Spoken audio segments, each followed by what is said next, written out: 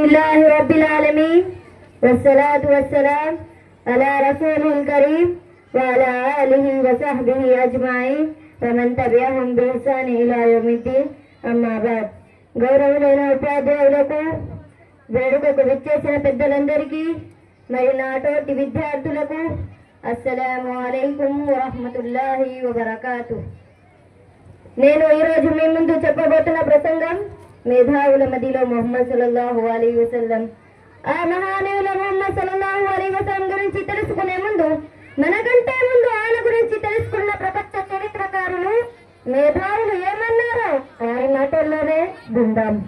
అల్లరోళ్ళు ఆందోళనకారుల మాటలు కాదండి, ప్రపంచ చరిత్రకారులు ఓ George Bernard Shaw, John Van Draper, H R Gibb, Thomas Carlyle, Reverend Bosworth Smith, మేఘాలయ ఛాట్, జాతిపిత గాంధీజీ, సరోజినీ నాయుడు, ఎమర్టన్, ఆర్డిఆర్, అనిమిసెంట్, ప్రొఫెసర్ రామకృష్ణారావు. ప్రపంచ చరిత్రకారుల మాటల్లో ఆయన గురించి విలువైనటువంటి ప్రవచనాలు. ఆయన మానవాడి వ్యక్తి పదాయకుడే అనాలి. ఆయన లాంటి వ్యక్తి ప్రపంచానికి నాయకత్వం వహిస్తే ఆయన ప్రపంచ సమస్యలను పరిష్కరించి ప్రపంచంలో కోల్పోయినటువంటి శాంతి సామర్థ్యాలను తిరిగి అందజేయగలడన్నది నా గట్టి నమ్మకం. ఇది నా మాట కాదండి, జార్జ్ బెర్నార్డ్ షా అన్న మాటలు. ఓ రాజ్యానికి అధిపతిగాను, ఓ ధర్మపీఠానికి అధిపతిగాను ఆయన తరుణలోనే ఓ సిజురు, ఓ పోప అని చెప్పవచ్చు. ఆయన పోపే గాని పోపు లాంటి పతాకము లేదు, ఆయన సిజురు గాని సిజురు లాంటి వైభవం లేదు, స్థాయి సైన్యము లేదు, అంతరక్షకుడు లేదు, రక్షకతనము లేదు, ఖజానా లేదు. ఈ ప్రపంచంలో ఎవరైనా సరే నిజమైనటువంటి దైవిక అధికారంతో పరిపాలించారు అని చెప్పే హక్కు ఎవరికైనా ఉందంటే అది ప్రవక్త ముహమ్మద్ సల్లల్లాహు అలైహి వసల్లమే.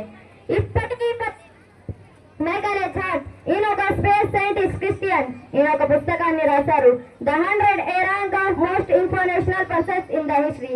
ఈ పుస్తకంలో మొదటి ర్యాంక్ ని ప్రవక్త ముహమ్మద్ సల్లల్లాహు అలైహి వసల్లం కి, మూడో ర్యాంక్ ని మరియం కుమారుడు ఈసా అలైహిస్సలాం కి ఇచ్చారు. ఆయన అంటున్నారు, ఎవరైనా నన్ను ప్రశ్నిస్తే ఎందుకు మొదటి ర్యాంక్ ఇచ్చారని నా సమాధానం ఇదే.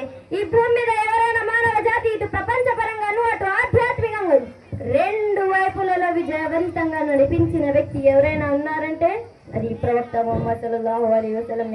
ఇప్పటికీ 1400 సంవత్సరాలు గడిచిపోయినా ఆయన ప్రభావం ఎంతో శక్తివంతంగా మానవ మీద ప్రభావితం చూపుతుంది. ఇప్పటికీ 1400 సంవత్సరాలు గడిచిపోయినా ఆయన ప్రభావం ఎంతో శక్తివంతంగా మానవ మీద ప్రభావితం చూపుతుంది. మేఘాలయ ఛాట్ అన్న మాటలు. ఇస్లామీ ప్రపంచంలో స్థానం ప్రసాదించిందంటే ఖడ్గం కాదు అని నాకు మునపటి కన్నా ఎక్కువ నమ్మకం కలుగుతుంది. అదే ప్రవక్త ముహమ్మద్ సల్లల్లాహు అలైహి వసల్లం ఖచ్చితమైనటువంటి నిరాడంబరత, నిస్వార్థ సేవాభావం, ఇచ్చిన మాట నిలబెట్టుకోవడం పట్ల బాధ్యతా భావం, తన అనుచుల పట్ల ప్రధానమైన ప్రేమాభావం, తన ధ్యేయం పట్ల కదిలించిన అన్నలవి కాని నీలకణ నమ్మకం. ఇదే తప్ప ఇస్లాం ఖడ్గంతో వ్యాపించలేదు. జాతిపిత గాంధీజీ అన్న మాటలు. గొప్పదైన లక్ష్యం, అల్పమైన సాధనాలు, ఆశ్చర్యకరమైన ఫలితాలు, మానవ సమాన దిగీటు రాలేటే. నేటి ఆధునిక ప్రపంచంలో ఏ గొప్ప వ్యక్తి అయినా ప్రవక్త ముహమ్మద్ సల్లల్లాహు అలైహి వసల్లంతో సాహసించగలరు. ఇంకా ఆయన వక్త, ప్రవక్త, తత్వవేత్త, యోధుడు, హృదయాల విజేత, ఏతుపత్తమైన సంస్థాపకుడు, ఒకే 20కి పైగా ప్రపంచ సామ్రాజ్యాలు, ఒకే ఒక ఆధ్యాత్మిక సామ్రాజ్య సంస్థాపకుడు ఆయనే ముహమ్మద్. మానవ ఔన్నత్యాన్ని కొలిచే సకల ప్రమాణాల రీత్యా ఆయన కంటే గొప్పవాడు ఈ భూమి మీద ఉన్నారా అని మనం ప్రశ్నించవచ్చు. లెమాటైన్ అన్న మాటలు. యావత్తు ప్రపంచానికి ఉత్తమ మార్గాన్ని చేయించిన వాడు, విజ్ఞాన వివేచన మార్గాన్ని బోధించిన వాడు, మహానుభావ అసంఖ్యాల సైనిక వాహిని కలిగిన రోమన్ సామ్రాజ్యాన్ని ప్రాధకాంతం చేసుకునేవాడా, అంతులేని ధనాసులు, వజ్ర ఓడిర్యాలు, బంగారు వెండిపై నడిచే ముస్లిం సామ్రాజ్యాన్ని స్థాపించిన మహానుభావ, మీరు మీ బాల్యంలో గొర్రెలు నేపుతూ మీ కుటుంబ భారాన్ని మీ భుజాలపై వేసుకున్నారు అని చదువుతున్నప్పుడు మీ కళ్ళంటే నీళ్లు చెందుతున్నాయి. ఇలాంటి అపురూపమైన వ్యక్తిని ప్రవక్తగా, నాయకుడిగా పొందడానికి ఈ ముస్లిం మనుషులు ఎంతో దృశ్యం చేసుకున్నారు కదా అడిగారన్న మాటలు. అనాథత్వం అనేది నిస్సాయికతకు పరాకాశం కావచ్చు. భూమి మీద ఆయన జీవితం అనాథగానే ప్రారంభమైంది. రాచరికం అన్నది భౌతిక శక్తికి అధికార దర్గానానికి పరాకాష్ఠం కావచ్చు. ఆయన జీవితం రాచరికంలోనే అంతమైంది పోయింది. ఓ అనాథ బాలుడిగా, విలువైనటువంటి శరణార్థిగా, తర్వాత సర్వసత్తాగా ప్రభుగా అంటూ ఆధ్యాత్మికంగాను భౌతికంగాను ఆయన రూపాంతరం చెందారు. ఈ ప్రపంచ పట్టిన అగ్ని పరీక్షలో ఆయన నికార్సుగా మిగిలాడు. ఏ మచ్చ లేకుండా బయటపడ్డారు.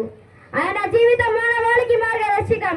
ఆయన అడుగుజాడల్లో నడవకుండా, విశ్వ చేయకుండా ఏ ఒక్కరు స్వర్గానికి విశ్వ జీవానికి వారసులు కాలేదు. చివరిలో అల్లాహ్ దుఆ ఏమనగా, అల్లాహ్ మనందరికీ మన ప్రవక్త సల్లల్లాహు అలైహి వసల్లం చెప్పిన ప్రతి విషయం, ప్రతి సున్నత్ ప్రకారం ప్రయాణం చేసే సౌభాగ్యం కలిగించుగాక.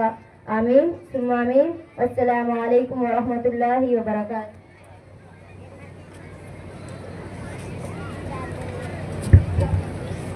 माशाअल्लाह बारकल्लाहु फीकुम। ये थी असफ़ 40 की तालिबा आयशा।